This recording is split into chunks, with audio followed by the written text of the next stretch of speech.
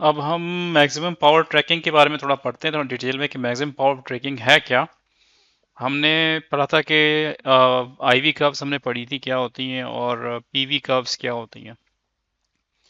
तो हमने ये देखा था कि जैसे जैसे आपके पास अगर कोई भी आपके पास सोर्स है, if you have any source with you power source available, उसकी कैरेक्टरिस्टिक्स क्या होती है कि वो जैसे ही पावर आपकी लोड बढ़ता है तो पावर कम होना शुरू हो जाती है, करंट कम होना शुरू हो जाता है।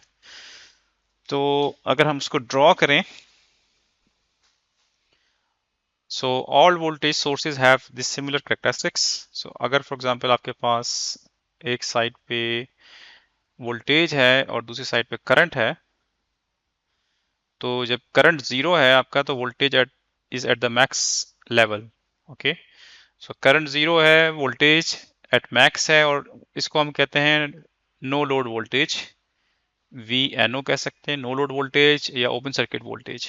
सो it mean that circuit is open and no load is connected. So इस पॉइंट पे वोल्टेज किसी भी एसी सिस्टम्स के बैटरीज के सबसे ज़्यादा होते हैं। लेकिन जैसे जैसे हम हमारा लोड बढ़ना शुरू होता है, टर्मिनल वोल्टेज ड्रॉप होना शुरू हो जाते हैं और एक टाइम आएगा कि जब बिल्कुल ही अप्रोचेस टू जीरो हो जाएंगे। तो इस पॉइंट पे जैसे हमें पता है P is equal to V into I, तो इनिशियली हमारे पास P हाई होता है at no load, current zero है आपके पास, this is V and this is I which is zero. तो पावर जब निकालेंगे at no load, voltage is although voltage is highest but the power here is zero at this point. So if I started to draw the power, that will be something like that. So power is zero when you are starting because there is no current flowing although voltage is high. So power is zero here. So जैसे जैसे हम current ज़्यादा draw करते हैं तो power आपके पास बढ़ना शुरू होती है, बढ़ना शुरू होती है, बढ़ना शुरू होती है, और फिर एक पॉइंट ऐसा आता है कि करंट बढ़ता है लेकिन वोल्टेज, करंट में थोड़ा सा इंक्रीज आता है लेकिन वोल्टेज काफी ज्यादा डिप हो जाते हैं उस सोर्स के अंदर। So small increase in current will result in more voltage drop. So initially जैसे जैसे आपका करंट बढ़ रहा है साथ साथ वोल्टेज कुछ कुछ कम होना शुरू हो रहे हैं, ड्रॉपिंग इज स्लाइटली स्लोअर। लेकिन एक टाइम के बाद ड्रॉपिंग बहुत शार्पली होती है। तो जब करंट आपका थोड़ा बढ़ा लेकिन वोल्टेज ज्यादा कम हो गए, तो उससे जो ओवरऑल पावर है वो ड्रॉप होना शुरू हो गई एक पॉइंट के बाद फॉर एग्जांपल। और जैसे जैसे आप उसके बाद मजीद करंट बढ़ाया तो बिल्कुल डिप होने के बाद अप्रोचेस टू जीरो हो गई पावर। तो एक पॉइंट ऐसा आता है जो कि ऑप्टिमम पॉइंट होता है, यानी कि इस करंट पे आप सबसे ज्यादा पावर ड्रॉ कर रहे होते हैं सोर्स के साथ। सो this is an optimum point और इसको हम कहते हैं मैक्सिमम पावर पॉइंट ट्रैकिंग। तो ये वो पॉइंट है जिसपे सबसे ज्यादा पावर आप ड्रॉ कर सकते हैं सोर्स से।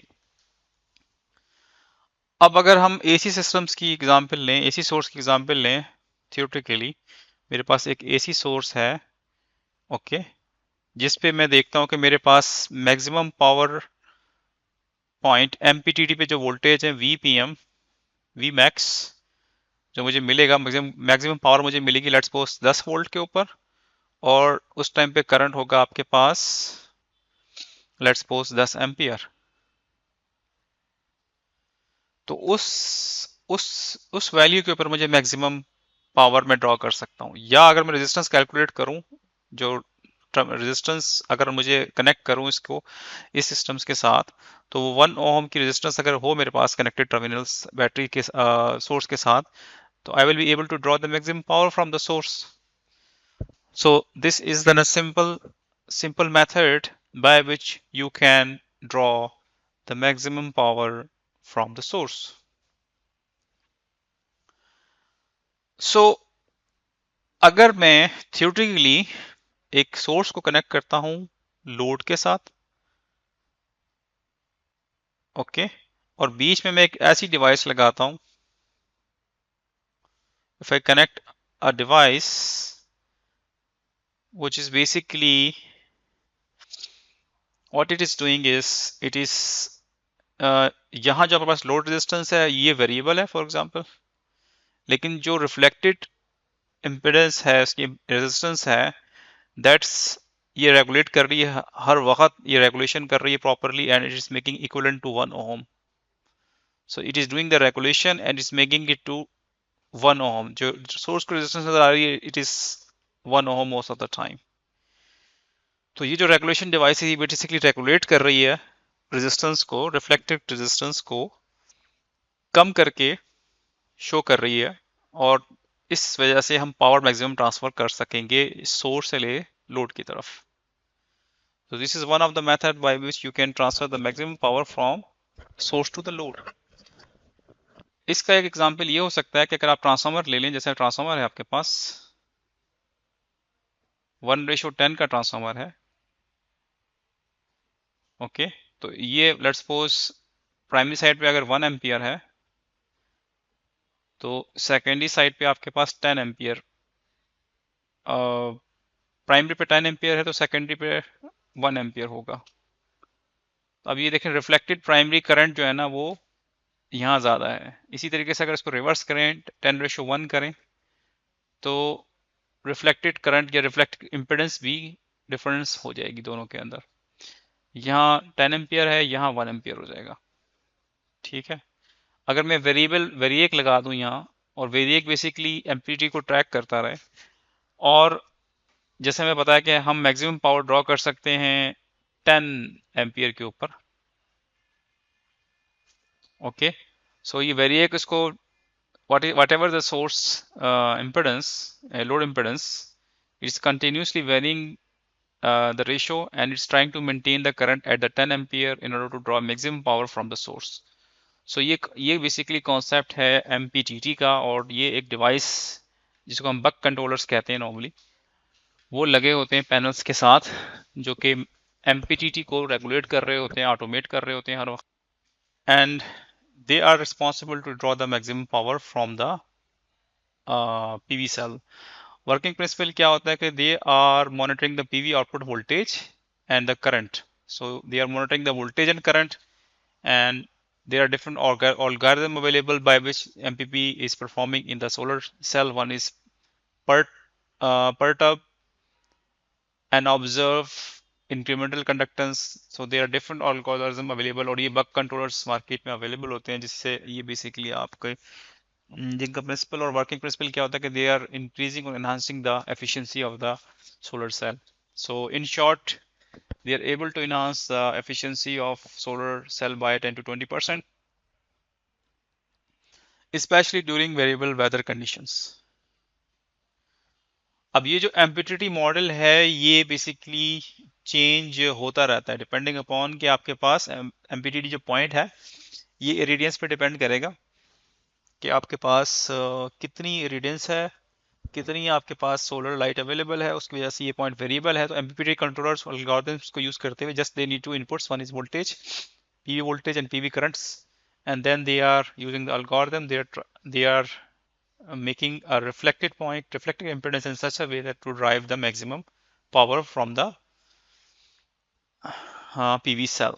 So ये देखें, ये आपके पास अगर हम ड्रॉ करें PV की कर्व, तो ये बेसिकली आपके पास पावर कर्व है, और ये आपके पास एम्पियर शो हो रहे हैं।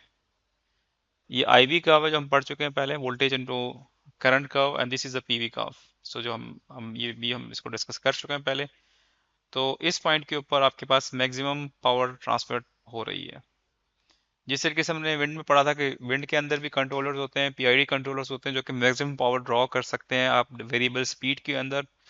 कि एक ख़ास विंड स्पीड पे अगर आपके पास जो आपकी RPMs हैं वो एक ख़ास होनी चाहिए, एक ख़ास लेवल की होनी चाहिए, तो आप मैक्सिमम पावर ड्रॉ कर सकते हैं थ्रू विंड।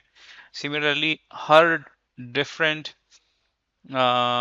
कंडीशंस में, यानी कि डिफरेंट वोल्टेज प्रोड्यूस कर रहा होगा सेल, अगर आपके पास ज़्यादा लाइट ज़्यादा है तो वोल्टेज ज़्यादा होंगे, लाइट कम है तो वोल्टेज कम होंगे। तो और एंड कनेक्टेड लोड, तो एल्गोरिथम ऑटोमेटिकली इन चीज़ों को कैलकुलेट करते हुए ऑटोमेटिकली चेंज कर रहा होगा MPPT कंट्रोलर। तो इस तरीके से बीच में लगा होता है, आपके पास सोलर सेल है, बीच में MPPT कंट्रोलर है, और फिर आपके पास यहाँ ये बैटरी आ गई जो कि इसको रेगुलेट कर रही है।